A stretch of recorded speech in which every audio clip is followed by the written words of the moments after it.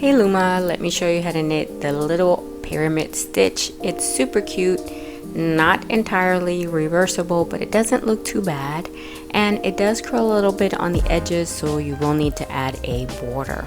Alright, for a list of supplies and more information, remember to visit the website, and keep in mind that this is a stitch pattern only, so there is no cast on or cast off. Alright, let's begin with row 1, which is a purl 1, knit 7.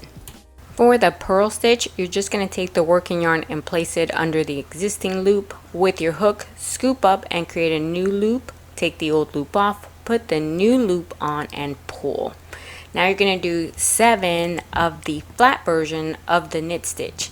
And for this, you're just going to place the working yarn over the existing loop and knit off. So you're placing it flat over a few of those pegs to get a total of 7 knit stitches, and that's it. That's your 8 stitch repeat. And here we're going to show you again, that's the purl 1 and now 7 knit stitches. In my case, I did 3 repeats because I have a 24 peg loom and I didn't put any edges, but you're going to do this 8 stitch repeat as many times as is necessary for the width of your project. Keep in mind that a border is a good idea for this stitch pattern because it does curl a bit. Row 2 is super easy. You're just going to knit those 8 stitches. So depending on how long you made your project, basically you're going to knit the row. So remember that we're using the flat version of the knit stitch, and that you're going to place your yarn over a few pegs at a time and then knit them off. I usually do, I would say, about 4 to 6 of them. I place it over that many and then take my hook and knit off. For row 3, we're going to do a purl 2, knit 5, purl 1, 8 stitch pattern. So just like before, scoop up, create a new loop, take the old one off, put the new one on, pull. That's your purl. Here's your second purl, and then you're going to knit those 5 stitches. You're going to continue to use the flat version of the knit stitch, and after you do those 5 knit stitches, you do a purl 1, and that completes your 8 stitch repeat for row 3. And just like before, I'm going to do that again because my pattern calls for a 3 repeat of the stitch pattern. So I'm going to continue to do that purl 2, knit 5, purl 1, and you're going to do that as many times as necessary for the width of your project. And then you're ready for row 4, which again is a knit 8, and you're basically just knitting the row for the width of your project. And just a heads up that all of your even numbered rows are rows of knit stitches. So your 2, your 4, your 6, your 8, your 10, continuously all of the even numbered rows are just rows of knit stitches. So continue with the flat version. For row number 5, you're going to do a purl 3, knit 3, purl 2. So you know how to do the purl stitch. You need to do 3 of them. Here's purl 2, here's my third one, and then I have to do 3 knit stitches, and you guys are expert. And after those 3 knit stitches, you're going to do 2 purl stitches, right? That is your 8 stitch pattern for row 5.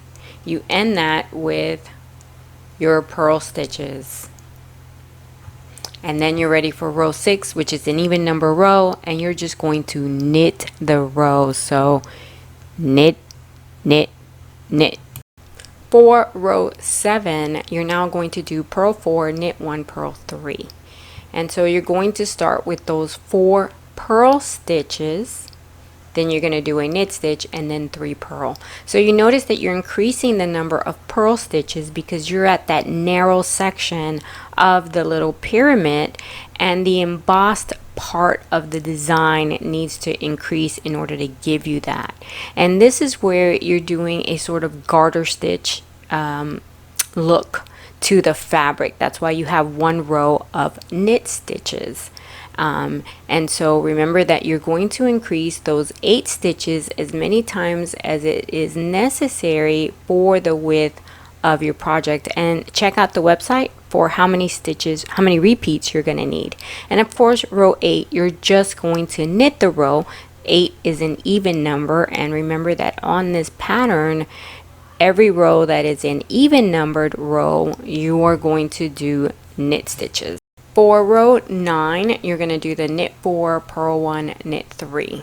And so we're going to start with those 4 knit stitches, 1, 2, 3, 4, 1 purl stitch, and that's going to be followed by 3 knit stitches.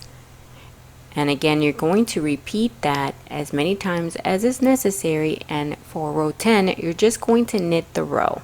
All right, let's go ahead and go to row 11, where you're going to do a knit 3, purl 3, knit 2. And so you start with those 3 knit stitches and 3 purl stitches, and then knit 2. And remember that I don't have an edge, so if you add edges to your project, you have to add those to the pattern. All right, and repeat as necessary. Row 12 is even, so you're just gonna knit that row. I don't need to show you that. Row 13 is a knit 2, purl 5, and knit 1. And so again, let's start with those 2 flat stitches and 5 purl stitches, and then end that set with 1 more knit stitch and repeat as necessary. Row 14 is a row of knit stitches, and we go to row 15, where we're going to knit 1 and purl 7. So you guys know how to do this. Knit 1 and then purl 7 of your pegs.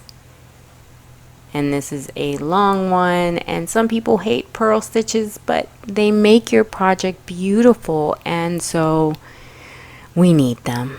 All right, guys, believe it or not, row 16 is the last row, and all you have to do here is just knit the row and then repeat those rows as necessary for the length of your project. And the secret, I promise you guys, this pattern is the same in the round. How about that? All right, guys, that's it.